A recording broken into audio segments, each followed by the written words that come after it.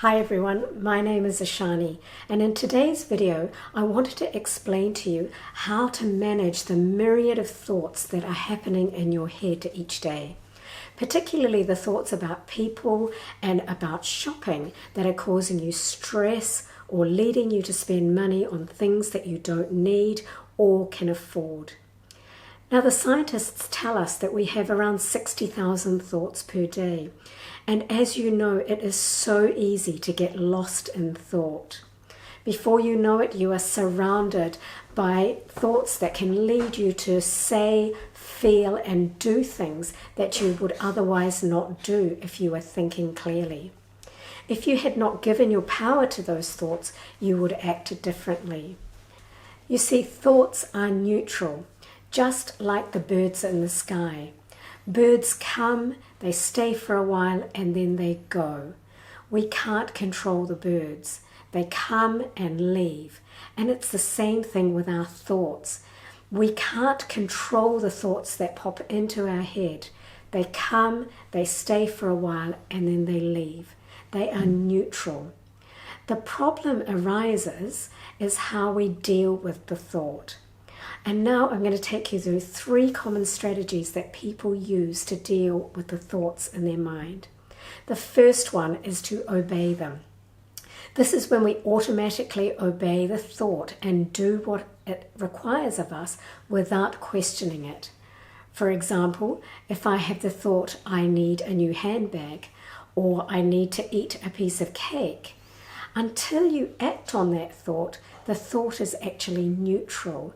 The good news is that you don't have to believe or act on any thought that you think. Most of the thoughts we think are not true, and when we automatically obey them, we experience the consequence of what is true. The second is to obsess about the thought. This is when you become completely obsessed with a thought. It circles around in your mind and it can be like chasing the birds in the sky, exhausting and futile. You think through a myriad of thoughts and scenarios, projecting into the future what could possibly happen next, reliving the past, wishing it was different, imagining what will happen in the form of all these scenarios. One thought leads to another and it becomes bigger and bigger in your mind until you reach a tipping point, and then you seek comfort through shopping, eating, spending hours on your phone or watching TV. This is obsessing a thought, or overthinking as it's also known. The third option is what I find more helpful, and that is to observe the thought. This is a wonderful skill to learn, and like all skills, the more you do it, the stronger you will become at doing it.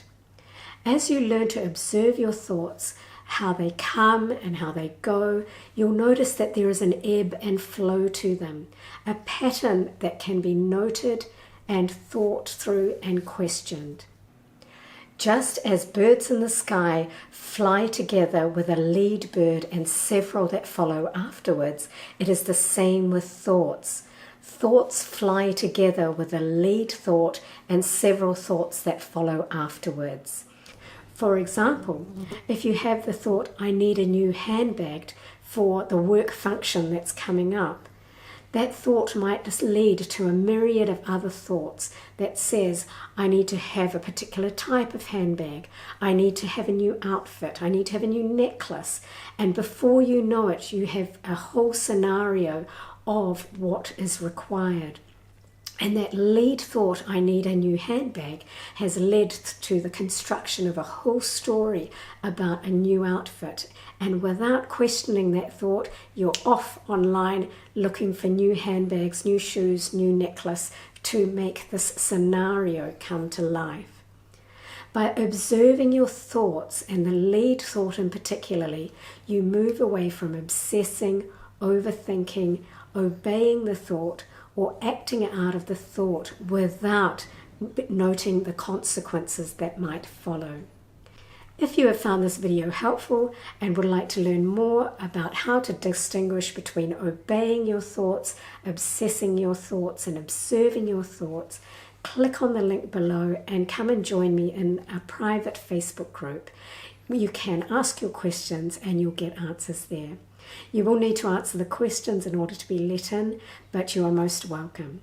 You can click on the link below and I will see you there.